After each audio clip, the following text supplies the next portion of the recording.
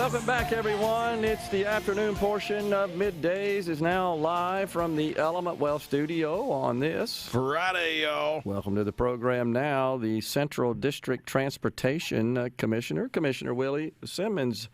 Hey, Commissioner, good to see you again, sir. Good morning, Gerard. Thank you for having me. Yes, sir. Enjoyed your talk this past week at the Madison County Business League and Foundation Transportation Update. You and Executive Director of the Department of Transportation, Brad White. Very informative. Really appreciate that, sir. Give us a bit of an update from the Central District here. What's going on? Brad, again, let me thank you and enjoy being in Madison County. We've done a lot of good things. Let me just start by saying having Brad White as our executive director and the 2,700 employees, we own a pathway to doing great things.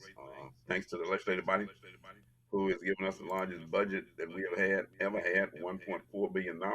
That with also the federal money that's coming down, which is about $1 billion over a 5-year period. So those dollars have put us in a position of being able to get out of just maintenance. And that's what we've been doing over the past decade and a half, not being able to build any capacity projects unless it was special funding from the federal government or the state legislature. But what we're doing now with the $450 million that the legislators gave us last year and the $35 million the year before, that's put us in the position of going back to building capacity projects. Here in the Central District or in the Neshoba County, we are moving towards completing 4-lane in Highway 19. We have the Flowers intersection over in Warren County on 220 on 20 that's in place, and we are currently looking at what we can do in addition to that on 20 over in Vicksburg with the additional interchanges that's the worst in the state of Mississippi and maybe the country. Madison County is moving. The reunion and the widening of Interstate 55. We're very pleased with the progress that we're making there. We'll put the reunion project on the LPA, which makes the Department of Transportation the lead entity in it. And we are also working in Rankin County to do the West Rankin Parkway and other projects there. So we're very pleased to have finished Highway 49 last year and opened it up. $200+ million project, but one that is much needed, and we're very pleased with it. Yeah, so I'll just give a little kudos on certainly on that 49 stretch. I know which took a while for construction, but man, that sure is nice and smooth and enjoyable now. It's completely changed that route dramatically. So appreciate that.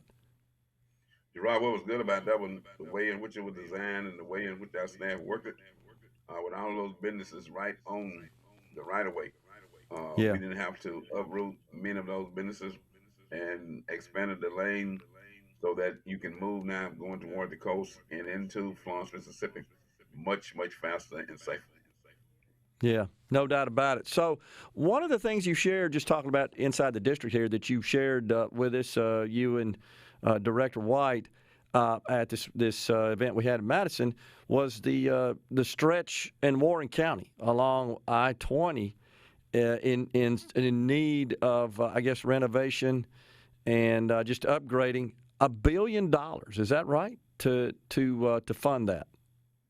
Yes, that gets me into talking about what our needs are. We're talking about $8 billion over a long period of time. We don't need all that money at one time, but when we look at the capacity projects to include Interstate 20, the off ramps or interchanges, it's going to take coming from the river back over to Highway 27.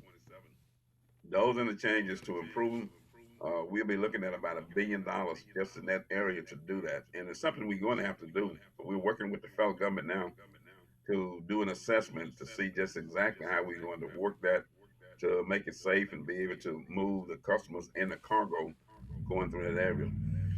That's just one area. When you start looking at Madison County with Interstate 55, you're talking about another $150 or more million as we look at what the needs are, especially when you see the growth that's going on in Madison County with Nissan being there, Amazon, and then the most recent project that was landed there.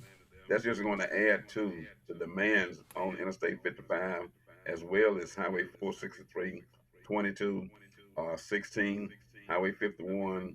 So we in the planning mode as to how do we keep up with and build because we've been out of building capacity projects for so long. We're really behind the block, so to speak, and going to have to catch up in order to keep our state growing. Yeah.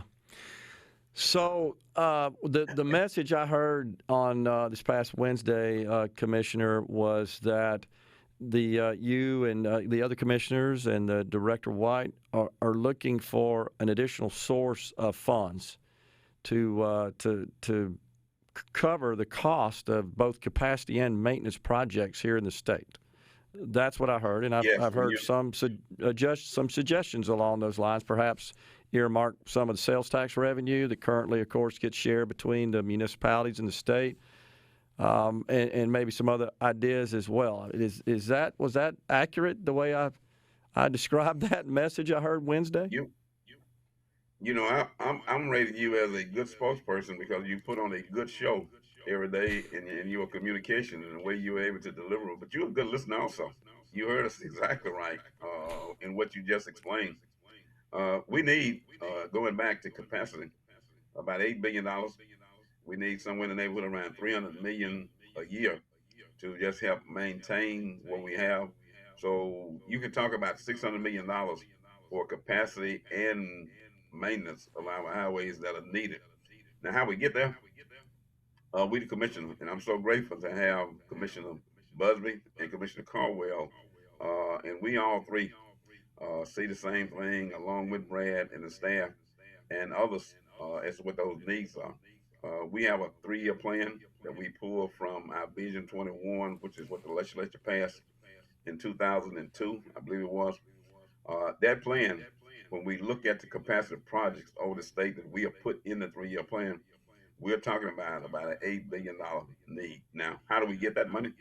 There's different ways that you can look at it. Currently, we are dealing with a divergent tax for the most part coming from our fuel tax that was put in 1987, 18 cents per gallon. Now, we don't get all of that money until coming to the Department of Transportation, but we haven't seen that change since 1987. The only thing that we have seen where we have gotten additional money on a recurring basis is the lottery program that we put in during the special session in 2018. But also in that special session, when we did the lottery and capped it at $80 million because we didn't think we was going to get over 50 million based upon what the experts was telling us. The Right. $80 million, and currently that fund is bringing in about 150 million, where the rest of it goes to the Department of Education. But the divergent tax approach is a very good one. When we dealt with the lottery in 2018, we also created a program referred to as the use tax diversion, where we are sending money back to the counties and municipalities and state aid. Well, I'm pleased to report to you on today, when I looked at the last report, the payment that came in January, and the state make payments to the counties and municipalities twice a year, January and July. Since 2020, the municipalities have received about 352 million in divergent taxes. The municipalities have received about 352, and state aid about 118 million. So when you look at that, we're talking about over $800 million since 2020 that have gone through the divergent tax back to the counties. The counties and municipalities are getting about 15% of that use tax diversion. What we are saying to the legislators and to others, give the Department of Transportation a formula also, and it could be between 15 and 25% of that divergent use tax because you have enough money left in that fund now that you could do that. If you did that, you could very well put us in receiving 250 to $300 million a year. Wouldn't be any taxes raised. It would just be the money coming from the divergent taxes sent over to the Department of Transportation and put into our infrastructure fund at FDA. Okay. But of course, DFA. this would be less revenue available in the general fund for general fund spending. Correct, Commissioner? Well, it wouldn't be available to be used in the general fund because you would have targeted in the same manner that you're doing with the counties and municipalities. You got to I got remember you. that we have a holistic transportation system, and transportation doesn't start at the state highways nor end. So if we're going to utilize the divergent tax formula and we're using that to direct Yep. money to the local government, we're saying let's look at doing the same thing at the state level and divert some of those use taxes to the Department of Transportation. I got you. Commissioner, always good to talk to you, sir, and really appreciate all your efforts there at the Department of Transportation, and I'm sure we'll be talking some more. Take care, sir. Thank you. You're right. Thank you so much. Look forward to seeing you. Yes, sir. We're coming right back, folks, in the Element Wealth studio.